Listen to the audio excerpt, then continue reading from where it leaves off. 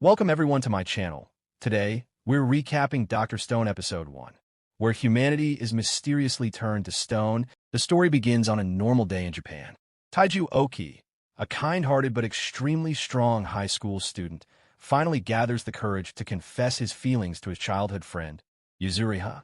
For 5 years, he has secretly loved her, and today he has decided to tell her the truth.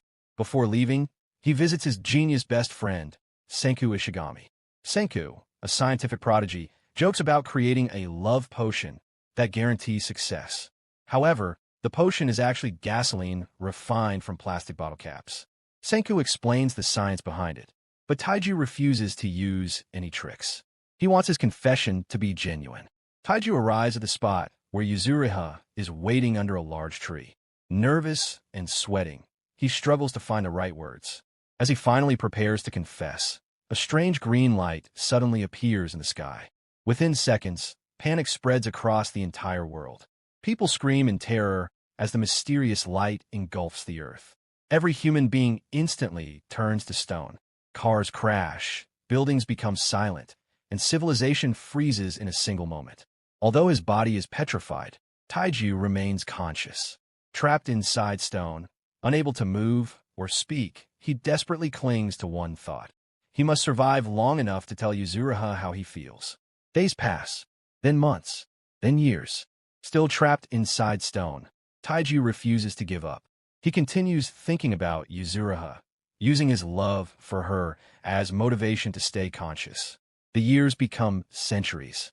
The centuries become millennia. Civilization collapses completely. Cities crumble. Buildings disappear beneath forests. Nature slowly reclaims the earth. Yet Taiju's determination never fades. Finally, after an unimaginable amount of time, the stone surrounding him suddenly cracks apart. Taiju bursts free from his petrified prison. For the first time in thousands of years, he can move again. Looking around, he is shocked. The modern world is gone. Forests cover everything. Massive trees grow where cities once stood. Human statues remain scattered everywhere, frozen in the exact positions they occupied on the day of petrification. Realizing everyone suffered the same fate, Taiju immediately begins searching for Yuzuriha. Following a nearby river, he travels through the wilderness hoping to find the tree where he last saw her. Along the way, he discovers what appears to be a stone bird. At first he thinks it is a statue, but he soon realizes it was once a living bird that also became petrified. As he examines it, a memory returns. Years ago, before the petrification, Taiju had found a similar stone bird and tried taking it to a veterinarian. There he unexpectedly met Yuzuriha.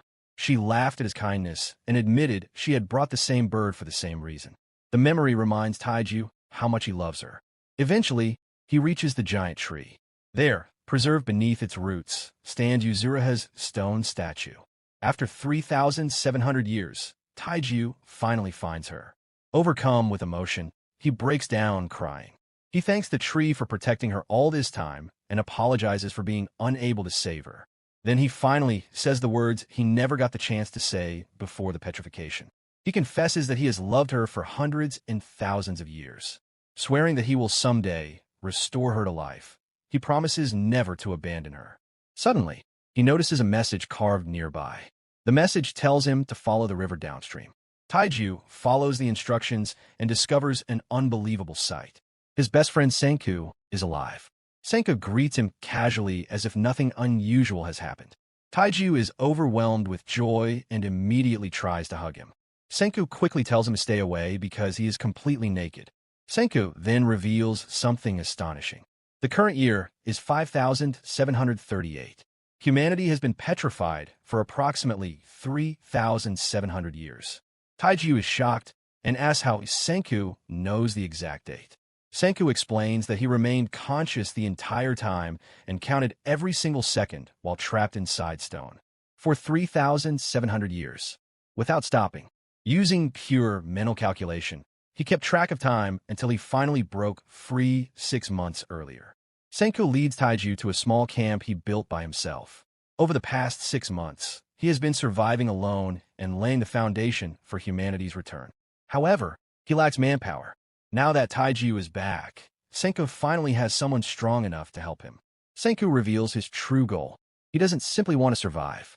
He wants to rebuild civilization itself. Using science, he intends to recreate every technology humanity ever invented and uncover the mystery behind the petrification. Taiju immediately agrees to help. Senku will handle the science. Taiju will provide the muscle. Together, they begin gathering food and resources. Senku teaches Taiju how to identify edible and poisonous plants and mushrooms. Taiju repeatedly eats the wrong things and suffers the consequences, while Senku patiently explains basic survival science. Soon they begin producing salt from seawater to preserve food. As they continue working, Taiju spots a stone statue of the famous fighter Tsukasa Shishio, known as the strongest high school primate. The sight reminds them that countless people remain trapped in stone. Senku explains that reviving humanity must become their top priority. The next mystery is figuring out why they woke up. After investigating nearby caves, Senku discovers a strange liquid dripping from the ceiling. The liquid contains nitric acid created naturally from bat guano. Senku believes this miracle fluid played a role in breaking down the petrification. He demonstrates by experimenting on petrified birds, but admits that the process is still incomplete. Science has not yet provided all the answers. However, Senku refuses to accept anything as magic. He insists that every phenomenon follows scientific laws waiting to be discovered. Determined to improve the revival formula, Senku decides they need alcohol. Since alcohol is difficult to obtain in the stone world, Taiju helps gather wild grapes. Together, they begin making wine. Weeks later, the grapes ferment successfully. Senku then teaches Taiju about distillation, explaining how ancient civilizations concentrated alcohol thousands of years ago. Using simple tools, they begin producing stronger and stronger alcohol. Months pass as the experiments continue. Although progress is slow, Senku never loses faith. He explains that science is not magic. Science is the relentless process of testing ideas, learning from failures, and gradually uncovering truth. After a full year of experimentation, Senku finally achieves a breakthrough. Looking at the results, he smiles confidently. The stone world may seem like a fantasy land, but Senku intends to defeat fantasy with science. As the episode ends, humanity's future rests on two teenagers. One possesses limitless determination. The other possesses limitless knowledge. Together, Taiju and Senku begin the long journey to rebuild civilization from the ground up and reclaim the world from stone. How did you like today's recap? Let me know in the comments below. Don't forget to like, subscribe, and turn on notifications so you never miss a new video. Thanks for watching, and I'll see you in the next one. Bye. Welcome back to the channel. Today we're recapping Dr. Stone Episode 2. The episode continues with Senku and Taiju preparing to revive Yuzuriha using the miracle fluid they created. Taiju is excited because after waiting 3,700 years, he's finally about to see the girl he loves again. He carefully approaches Yuzuriha's stone statue and gets ready to pour the fluid on her. However, before they can revive her, Taiju suddenly realizes something. Since Yuzuriha's clothes would have disappeared thousands of years ago, reviving her immediately would leave her completely exposed. Embarrassed, Taiju insists they first carry her statue back to camp and prepare some clothes. Senku thinks this is completely illogical and points out that reviving her first would be much easier, but Taiju refuses to change his mind. Before they can continue arguing, a terrifying roar echoes through the forest. They turn around and discover a pack of lions surrounding them. Senku quickly explains that after humanity turned to stone, zoo animals escaped and reproduced freely for thousands of years. Without humans at the top of the food chain, predators like lions became dominant. At first, the lions hesitate because they've never seen humans before, but Senku knows it won't take long before they attack. Their primitive spears won't be enough to stop multiple lions. For the first time, Senku admits that their situation is hopeless. Taiju refuses to give up. He declares that Senku is humanity's greatest hope because of his scientific knowledge. Even if he has to sacrifice himself, he'll protect Senku. Senku immediately rejects that idea. He reminds Taiju that humanity needs both brains and brawn to survive. Neither of them can afford to die. Then Taiju remembers a stone statue he discovered earlier. It belongs to Tsukasa Shishio, a legendary martial artist known as the strongest high school primate.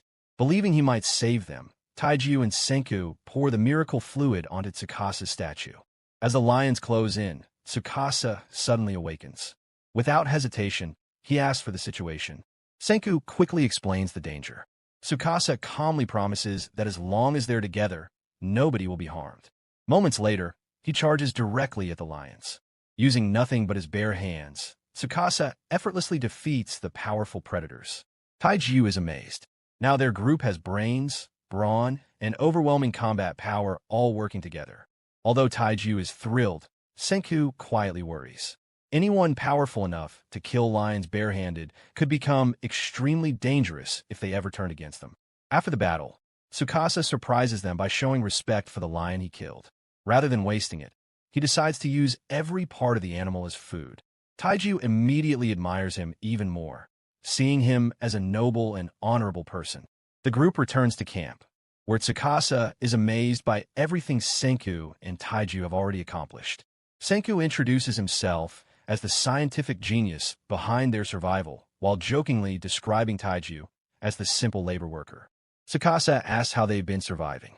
Senku explains they've mostly eaten plants, mushrooms, and occasional rabbits. Taiju complains that he's been dreaming about eating real meat for ages. Now that Tsukasa is with them, hunting becomes easy. He quickly provides plenty of food, greatly improving their quality of life.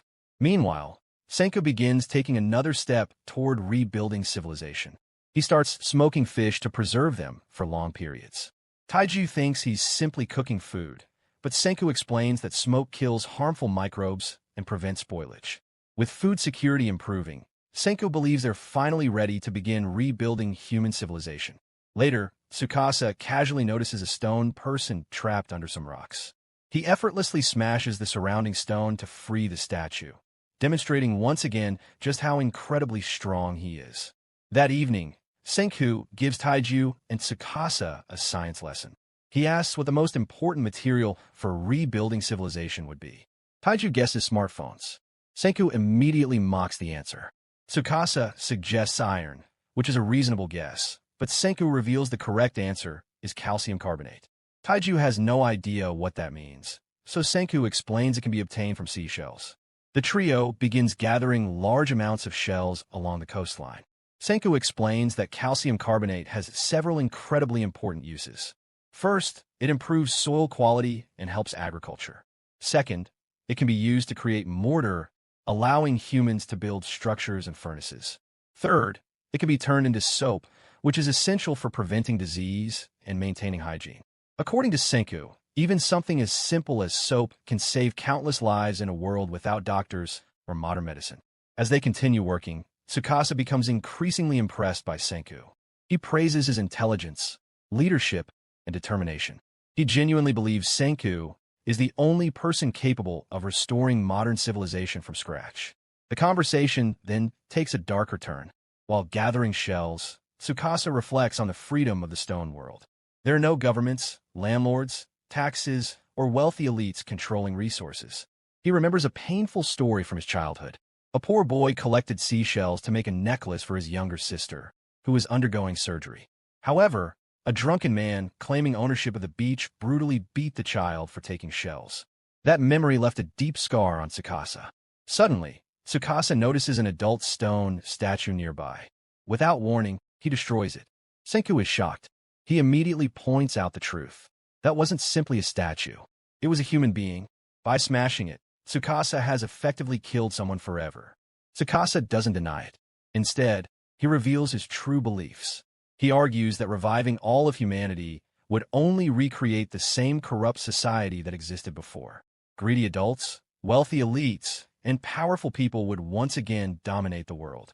Property ownership, taxes, inequality, and exploitation would return. Tsukasa believes the stone world is a chance to start over. In his ideal society, only young and pure-hearted people would be revived. He wants to create a natural world free from greed and corruption. Tsukasa asks Senku if he agrees. Senku's answer is immediate. No. He says the speech didn't move him even a millimeter.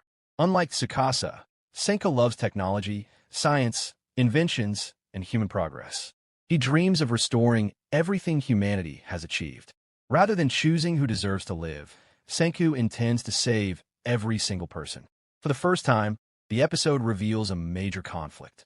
Although Senku and Tsukasa currently work together, their visions for the future are completely opposite. One wants to rebuild civilization through science. The other wants to create a new world by controlling who gets revived. And with that, the battle for humanity's future quietly begins. That's the end of Dr. Stone Episode 2.